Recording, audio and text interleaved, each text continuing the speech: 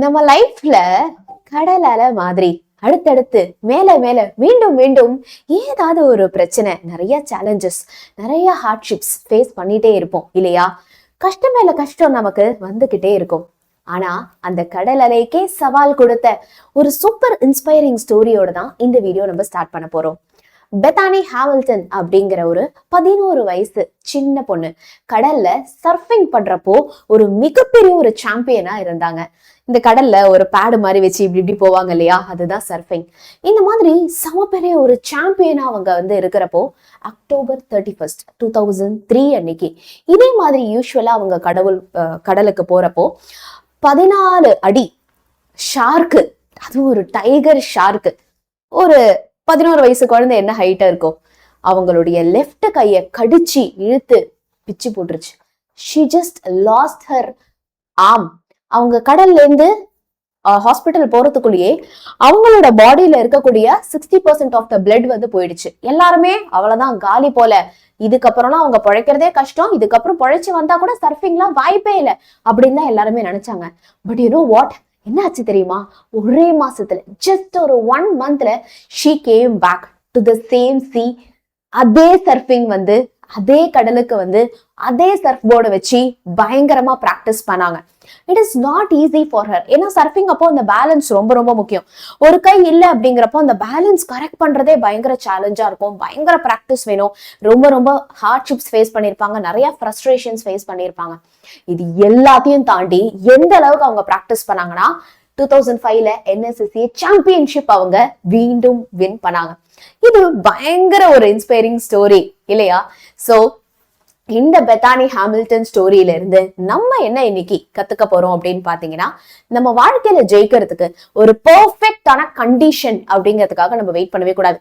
அன்னைக்கே அப்படி பண்ணியிருந்தா இன்னைக்கு நான் ஜெயிச்சிருப்பேன், அதுக்கு அந்த ஸ்கூல் போயிருந்தா நான் ஃபர்ஸ்ட் ரேங்க் வாங்கியிருப்பேன், எங்க அப்பா அம்மா இப்படி இப்படி இருந்தாங்கன்னா நான் இந்த ரேங்க் வாங்கியிருப்பேன் அப்படின்னு சொல்லிட்டு நம்மளுடைய ஃபெயிலியர்ஸ்க்கு ஏதோ ஒரு ரீசன் சொல்லி நம்ம ஒப்பேத்திட்டே இருக்கோம் அப்படின்னா கண்டிப்பா நம்ம ஜெயிக்கவே முடியாது. பட் ஜெயிக்கிறதுக்கு நமக்கு என்ன தெரியுமா வேணும்? மன வலிமை. ஓகே, எப்படியாவது ஜெயிச்சே ஆகணும் அப்படிங்கிற ஒரு வெறி, தோல்விய ஒத்துக்கவே மாட்டேன் அப்படிங்கிற ஒரு உறுதி, தோல்விய ஒத்துக்கவே மாட்டேன் அப்படிங்கிற ஒரு உறுதி அப்படின்னு சொல்லலாம். சரியா? சோ இது எல்லாமே இருந்தா மட்டும்தான் நம்ம என்ன பண்ண முடியும்? ஜெயிக்க முடியும். இதெல்லாம் இருக்கு அப்படிங்கிறப்போ டெஃபினட்டா எந்த ஒரு எக்ஸாமா இருந்தாலுமே நீங்க சூப்பரா கிராக் பண்ணிடலாம். இந்த வீடியோ பாக்குற ஒவ்வொருத்தருக்குமே இந்த உறுதி இந்த செகண்ட்ல இருந்து வரும் அப்படின்னு நான் கண்டிப்பா நினைக்கிறேன். சோ இந்த ஃபர்ஸ்ட் மிட் டேர்ம்ல நம்ம உறுதி, ஓகே இது ஃபர்ஸ்ட் மிட் டேர்ம் முடிஞ்சு போச்சு, பட் இந்த ஃபர்ஸ்ட் மிட் டேர்ம் முடிஞ்சிருச்சு. இதுக்கு அடுத்து நம்ம குவார்டர்லி படிக்க போறோம். So I will not quit அப்படின்னு ஒவ்வொருத்தருமே கண்டிப்பா என்ன பண்ணுங்க? கமெண்ட் பண்ணுங்க. அந்த ஒரு மோட்டிவேஷனோடயே நம்ம இன்னைக்கு இந்த ஸ்டடி பிளானை பார்த்துடலாம், குவார்டர்லிக்கு எப்படி படிக்க போறோம் அப்படின்னு சொல்லிட்டு. இப்பவே இந்த வீடியோ பாஸ் பண்ணுங்க, ஐ வில் நாட் குவிட் அப்படின்னு கமெண்ட் பண்ணுங்க. ஓகே, ஃபர்ஸ்ட் மிட் டேர்ம் முடிஞ்சிருச்சு. நிறைய பேர் கடந்த 3 months இந்த ஃபர்ஸ்ட் மிட் டேர்ம் சிலபஸ் படிச்சிருப்போம், ஸ்கூல் போயிருப்போம், டியூஷன் போயிருப்போம், நிறைய நேரம் இந்த ஸ்டடீஸ்க்காக நம்ம டைம் ஸ்பெண்ட் பண்ணிருப்போம். இந்த ஃபர்ஸ்ட் மிட் டேர்ம்ல நம்ம எதிர்பார்த்த மார்க் நமக்கு வந்துச்சா? எஸ்ஸா நோவா? உங்க மனசுக்கு தெரியும் இல்லையா? எல்லார் மனசுலயுமே இருக்கிற ஒரு கேள்வி என்ன தெரியுமா? இப்போ ஆரம்பிச்சா என்னால குவார்டர்லி எக்ஸாம்ல 600 out of 600 வாங்க முடியுமா? 500 out of 500 வாங்க முடியுமா? பப்ளிக் எக்ஸாம்ல என்னுடைய ட்ரீம் மார்க் அச்சீவ் பண்ண முடியுமா அப்படிங்கறதா. சோ இந்த வீடியோ முடியறதுக்குள்ள உங்களுக்கு ஒரு சூப்பர் கிளாரிட்டி கிடைச்சிடும். உங்க மனசுல இருக்கிற எல்லா கேள்விக்கான ஒரு பதில் கிடைச்சிடும். சோ அதுக்கு ஃபர்ஸ்ட் ஸ்டெப்பா நம்ம சேனலை எல்லாருமே சப்ஸ்கிரைப் பண்ணிக்கோங்க. பிகாஸ் இந்த குவார்டர்லிக்கு உங்களுக்கு நிறைய கிளாஸஸ் இருக்க போறோம், மேரத்தான்ஸ் இருக்க போகுது, பிடிஎஃப்ஸ் எல்லாமே கிடைக்க போகுது. ஓகே, இப்போ 600 out of 600, 500 out of 500 வாங்கினா சூப்பரா தான் இருக்கும், நல்லா தான் இருக்கும். ஆனா அதை விட ஒரு ஸ்மார்ட் கோல் சொல்றேன் பாருங்க. 200 out of 200 கட் ஆஃப். இது யாருக்கு? முக்கியமா 12th 11th ஸ்டூடெண்ட்ஸுக்குலாம். சரியா? சோ காலேஜ் ஜாயின் பண்ணிக்கிறதுக்கு இந்த cut off main subject mark ரொம்ப முக்கியம். அப்ப இந்த குவார்டர்லி எக்ஸாமுக்கு நம்ம மெயின் சப்ஜெக்ட்டுக்கு ஒரு எக்ஸ்ட்ரா ஃபோக்கஸ் கொடுக்க போறோம் அப்படிங்கறத மட்டும் ஞாபகம் வச்சுக்கோங்க. பிகாஸ் இதுதான் smartest way to get to the next level. சரியா? ஓகே, எல்லாருக்குமே ஒரு கம்ப்ளைண்டா சொல்றது என்ன தெரியுமா? மேம் நான் படிக்கிறேன் மேம் 8 மணி நேரம் ஸ்கூல் போறேன் மேம், எல்லா கிளாஸையும் கவனிக்கிறேன் மேம், ஸ்கூல் முடிச்சு வந்து வீட்டுக்கு வந்து ஹோம்ஒர்க் ஒரு 3 hours 4 hours நான் பண்றேன் மேம், ரைட்டிங் ஹோம்ஒர்க் கொடுக்குறாங்க, ரெக்கார்ட் ரைட்டிங் கொடுக்குறாங்க, நான் டியூஷன் வேற போறேன் மேம், டியூஷன்லயும் நான் வந்து போயிட்டு படிக்கிறேன், டெஸ்ட் வைக்கிறாங்க, நிறைய டெஸ்ட் எல்லாம் எழுதுறேன், ஒரு நாள் ஃபுல்லா ஒரு வாரம் ஃபுல்லா நான் படிக்கிறேன், புக்கும் கையுமா தான் இருக்கேன், ஆனாலும் எனக்கு மார்க்கே வர மாட்டேங்குது, நான் எவ்வளவு எஃபர்ட் போட்டாலும் நான் போட்ட எஃபர்ட்டுக்கான பலன் வந்து எனக்கு கிடைக்கவே மாட்டேங்குது அப்படின்னா உங்க எல்லாருக்குமே நான் ஒரே ஒரு கேள்விதான் கேட்கிறேன். கரெக்டான ஒரு மெத்தட் வச்சுதான் நீங்க படிக்கிறீங்களா? புக்கை வச்சுட்டு உட்காந்து இருக்கிறது படிக்கிறது கிடையாது. டீச்சர் சொல்லி தரப்போ நம்ம வெறும்னா உட்காந்து இருக்கிறது படிக்கிறது கிடையாது. மேக்ஸ்ல ஏதாவது எழுதிட்டு வர சொல்றாங்கன்னா கைடை பார்த்து காப்பி பண்ணிட்டு போறது படிக்கிறது கிடையாது. ஏதாவது ஒரு ரைட்டிங் ஹோம்ஒர்க் ஸ்கூல்ல தராங்களா, அதை காப்பி பண்ணிட்டு போறது படிக்கிறது கிடையாது. ஸ்கூல்ல ஒரு குட்டி குட்டி டெஸ்ட் வைக்கிறாங்க அப்படின்னு வச்சுக்கோங்களேன், அந்த டெஸ்ட்டுக்கு அவசர அவசரமா படிச்சுட்டு போயிட்டு எக்ஸாம்ல போயிட்டு வாமிட் பண்ணிட்டு வருது படிக்கிறது கிடையாது. ஆனா இந்த மிட் டர்ம் எக்ஸாம்ல ரியலைஸ் பண்ணிருப்பீங்க, நிறைய நம்ம வந்து குட்டி குட்டி டெஸ்ட்ல படிச்சு ஞாபகம் வந்து நல்லா எழுதினது கூட மிட் டர்ம் எக்ஸாம்ல நிறைய பேர் அதுக்கு வந்து தப்பா எழுதிருப்பீங்க இல்லையா? சோ நம்ம படிக்கிற மெத்தட்ல ஏதோ ஒரு மிஸ்டேக் இருக்கு. சோ இனிமே நம்ம ஒரு விஷயம் குட்டியா சேஞ்ச் பண்ணிக்கணும். அது என்ன தெரியுமா? என்ன படிச்சாலும் எக்ஸாம் சென்ட்ரிக்கா நீங்க வந்து படிக்கணும். ஓகே, சோ என்ன படிச்சாலும் நீங்க வந்து என்ன பண்ணணும்? பயங்கர எக்ஸாம் சென்ட்ரிக்கா படிக்கணும். இந்த வாட்டி நம்ம பயங்கரமா குறிப்பாத்து அடிக்க போறோம்.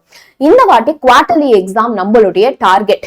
சோ ஸ்கூல்ல வைக்கிற ஒவ்வொரு குட்டி குட்டி டெஸ்ட்டுமே நம்ம குவார்டர்லி எக்ஸாம் எப்படி மைண்ட்ல வச்சு படிக்க போறோம் அப்படிங்கறதான் நான் இந்த பர்டிகுலர் வீடியோல சொல்ல போறேன். சோ இப்போ 11th ஸ்டாண்டர்ட் ஸ்டூடெண்ட்ஸ்க்கு என்ன போர்ஷன்ஸ் அப்படிங்கறத தான் நீங்க இப்போ ஸ்கிரீன்ல பாத்துட்டு இருக்கீங்க, சரியா? சோ இந்த போர்ஷன்ஸை நீங்க வந்து என்ன பண்ணி வச்சுக்கோங்க அப்படின்னா எல்லாருமே நோட் டவுன் பண்ணி வச்சுக்கோங்க. சோ இததான் நீங்க வந்து என்ன பண்ண போறீங்க? குவார்டர்லிக்கு எழுத போறீங்க. அடுத்து computer science, computer application, economics, commerce, geography, history, accountancy எல்லாருக்குமே என்னென்ன போர்ஷன்ஸ் அப்படிங்கறது தான் இங்க நம்ம வந்து மென்ஷன் பண்ணிருக்கோம். இப்போ 12th ஸ்டாண்டர்ட் ஸ்டூடெண்ட்ஸுக்கு இந்த வாட்டி குவார்டர்லிக்கு என்னென்ன போர்ஷன்ஸ் அப்படிங்கறத நீங்க வந்து பாத்துட்டு இருக்கீங்க. 99% எல்லாருக்குமே பாத்தீங்கன்னா இதுதான் உங்களுடைய போர்ஷன்ஸாவே வந்து இருக்கும். இப்ப 9th ஸ்டாண்டர்ட் ஸ்டூடெண்ட்ஸுக்கு இதுதான் உங்களுடைய போர்ஷன்ஸ் அண்ட் நம்ம 10th ஸ்டாண்டர்ட் ஸ்டூடெண்ட்ஸுக்கு இதுதான் உங்களுடைய குவார்டர்லி எக்ஸாம்ஸ் உடைய போர்ஷன்ஸ். ஓகே, சோ இத வந்து நம்ம எப்படி படிக்கலாம் அப்படின்னு சொல்லிட்டு ஒரு குட்டி ஸ்டடி பிளான் நான் காமனா சொல்றேன் பாருங்களேன். இப்போ ஒரு சாப்டருக்கு 5 days டைம் பிரிச்சுக்கோங்க. ஓகே, இப்போ இன்னையிலிருந்து ஹார்ட்லி பாத்தீங்க அப்படின்னா ஒரு 1 month தான் இருக்கு. ஏன் அப்படின்னா நடுவுல வந்து நமக்கு நிறைய ஹாலிடேஸ் வரும், அடுத்து வந்து ஸ்கூல்ல நிறைய ஹோம்ஒர்க் கொடுத்துருப்பாங்க, டெஸ்ட் வச்சிருப்பாங்க. சோ இது எல்லாத்தையும் மைனஸ் பண்ணி பார்த்தோம்னா 1 month தான் இருக்கு. அது மட்டும் இல்லாம குவார்டர்லி எக்ஸாம்ல பாத்தீங்கன்னா ஒரு எக்ஸாம்க்கு இன்னொரு எக்ஸாம்க்கு நடுவுல லீவ் எல்லாம் பெருசா இருக்காது. அப்ப ஒரு நாளைக்கு ஒரு எக்ஸாம் எழுதிட்டு வரீங்கன்னா அடுத்த நாள் இன்னொரு எக்ஸாம் இருக்கும். அப்ப அந்த நேரத்துல நம்ம ரிவைஸ் தான் பண்ண முடியும், புதுசா போயிட்டு எதுவும் படிக்க முடியாது. சோ அதனால முன்னாடியே நம்ம இதெல்லாம் பாதி படிச்சு முடிச்சிருக்கணும். இப்போ ஒரு சாப்டர் 5 நாளா பிரிச்சுக்க சொன்னல, ஃபர்ஸ்ட் டே அதுல இருக்கக்கூடிய ஷார்ட் ஆன்சர்ஸ்லாம் ஒரு 1 hour டைம் ஸ்பெண்ட் பண்ணி முடிச்சிருங்க. புக் பேக் ஃபர்ஸ்ட் முடிங்க, அதுக்கப்புறமா புக் இன் படிங்க. டே 2 அன்னைக்கு மீதி ஏதாவது ஷார்ட் ஆன்சர்ஸ் வச்சிருக்கீங்க அப்படின்னா கம்ப்ளீட் பண்ணிடுங்க. ஓகே, டே 3 அண்ட் டே 4 அடுத்த 2 நாள் வந்து லாங் ஆன்சர்ஸ். இப்போ மேக்ஸ்ன்னு எடுத்துக்கோங்களேன், ஃபர்ஸ்ட் எடுத்தோன்னே 2 marks ரெண்டுத்தையும் சால்வ் பண்ணுங்க. ஃபர்ஸ்ட் 2 நாளைக்கு, அடுத்த 2 நாளைக்கு 5 marks சால்வ் பண்ணுங்க. கடைசி நாள்ல என்ன பண்ணுங்கன்னா 1 mark சால்வ் பண்ணுங்க. இதுவே தியரி சப்ஜெக்ட்ஸுக்கு லாஸ்ட் நாள் வந்து ப்ராப்ளம்ஸ் இல்ல அந்த சாப்டர்ல நீங்க என்ன கஷ்டமா ஃபீல் பண்றீங்க இந்த மாதிரி நீங்க பிரிச்சு படிங்க. எண்ணிலிருந்து நாளையில இருந்தே படிக்க ஸ்டார்ட் பண்ணுங்க. ஓகே, இப்போ வாங்கப்பா 9th 10th ஸ்டூடெண்ட்ஸ் இந்த மாதிரி பிரிச்சுக்கோங்க. ஒரு நாள் மேக்ஸ்னா மேக்ஸும் சயின்ஸும் ஒரு நாள் படிங்க, அடுத்த நாள் மேக்ஸும் சோசியலும் படிங்க. தமிழ் இங்கிலீஷ் வாரத்துல ஒரு நாள் மட்டும் வச்சுக்கோங்க, சரியா? மத்த எல்லா நாளுமே மேக்ஸ், ஆல்டர்னேட்டா science and social everyday 1 hour இந்த மாதிரி பிரிங்க. அதுக்கப்புறமா நம்ம 11th 12th ஸ்டூடெண்ட்ஸுக்கு மேக்ஸ், கெமிஸ்ட்ரி, பயாலஜி, பிசிக்ஸ் இந்த மாதிரி R computer science. Okay, so இந்த மாதிரி 2 சப்ஜெக்ட் பர் டே அப்படின்னு சொல்லிட்டு ஒரு ஷெட்யூல நீங்க வந்து ஃபாலோ பண்ணுங்க. காலையில ஒரு சப்ஜெக்ட், சாயந்தரம் ஒரு சப்ஜெக்ட்னா கூட ஃபைன். இப்போ காமர்ஸ் குரூப் ஸ்டூடெண்ட்ஸ் எல்லாம் பாத்தீங்கன்னா காமர்ஸும் பிசினஸ் மேக்ஸும் ஒரு ப்ராப்ளம் மாதிரி ஒரு சாப்டர், ஒரு தியரி சாப்டர் அந்த மாதிரி. எக்கனாமிக்ஸும் அக்கௌண்டன்சியும் ஒரு நாள் இந்த மாதிரி நீங்க வந்து பிரிச்சு படிச்சீங்க அப்படின்னா ரொம்ப ரொம்ப வந்து ஹெல்ப்ஃபுல்லா இருக்கும். இப்போ இந்த குவார்டர்லி எக்ஸாம்ஸ்ல நீங்க பயங்கரமா மார்க் ஸ்கோர் பண்றதுக்காக, உங்களை எக்ஸ்ட்ராவா போக்கஸ் பண்ண வைக்கிறதுக்காக நிறைய மேரத்தான் லைவ் கிளாஸஸ் எல்லாமே நாங்க உங்களுக்கு சொல்லி தர போறோம். சரியா? சோ எக்ஸ்ட்ரா எஃபோர்ட் போட நாங்க ரெடி, நீங்களும் ரெடி அப்படின்னா எல்லாருமே லைக் பட்டனை ஸ்மாஷ் பண்ணிட்டு ஐ வில் நாட் குவிட் அப்படின்னு இப்போவே வந்து கமெண்ட் பண்ணுங்க. பார்க்கலாம் எத்தனை பேர் குவிட்டே பண்ணாம இந்த குவார்டர்லிக்கு படிக்க ரெடி அப்படின்னு சொல்லிட்டு. So I am happy to announce that நம்ம சேனல்ல குவார்டர்லிக்கான ரிவிஷன் ஸ்டார்ட் ஆயிடுச்சு. சோ இனிமே எவ்ரிடே லைவ் கிளாஸஸ் ப்ராப்பரா அட்டென்ட் பண்ணுங்க. சரியா? சோ இது வரைக்கும் நம்மளுடைய ஸ்பெஷலா டீச் பண்ணக்கூடிய தீமினல் டியூஷன்ல நீங்க ஜாயின் பண்ணலனா தோ வர ஆகஸ்ட் 3ல இருந்து தீமினல்ல பேக்லாக்ஸ் ரிவிஷனா எக்ஸ்ட்ரா ஒரு கிளாஸும் நாங்க வந்து ஸ்பெஷலா நடத்த போறோம். சோ எவ்ரிடே லைவ் கிளாஸ்ல எல்லா சப்ஜெக்டும் சொல்லி தந்துருவோம். அண்ட் தென் வந்து உங்களுக்கு ரெக்கார்டட் கிளாஸஸும் வருஷம் ஃபுல்லா இருக்க போகுது. 24/7 டவுட் சால்விங் இருக்கும். உங்களுக்கு தேவையான எல்லா பிடிஎஃப்ஸும் இருக்கும். சோ இது எல்லாமே நீங்க வந்து ப்ராப்பரா பயன்படுத்திக்கிட்டீங்கன்னா மட்டுமே போதும். 12th 11th 600 out of 600, 9th 10th 500 out of 500 நீங்க தாராளமா வாங்கலாம். புக்கும் சே கிரியேட்டிவ் கொஸ்டின்ஸ் எல்லாம் நினைச்சு பயமா இருக்கு அப்படின்னா தீமினல ஜாயின் பண்ணிட்டீங்கன்னா போதும். அதுல நாங்க சொல்லி தரத மட்டும் ஃபாலோ பண்ணாலே போதும். சரியா? சோ ஒரு வருஷத்துக்கு 2499, ஒரு வருஷத்துக்கே இதான் ஃபீஸ், எல்லா சப்ஜெக்ட்டுக்கும் சேர்த்தே இதான் ஃபீஸ். ஓகேவா? சோ இன்னும் நீங்க யாராச்சும் தமிழ்நாடுல தீமினல்ல ஜாயின் பண்ணாம இருக்கீங்க அப்படின்னா யூ ஆர் டேக்கிங் ரிஸ்க் அப்படின்னு அர்த்தம். சோ மறக்காம எல்லாருமே ரிஸ்க் எடுக்காம இது ஜாயின் பண்ணிக்கோங்க.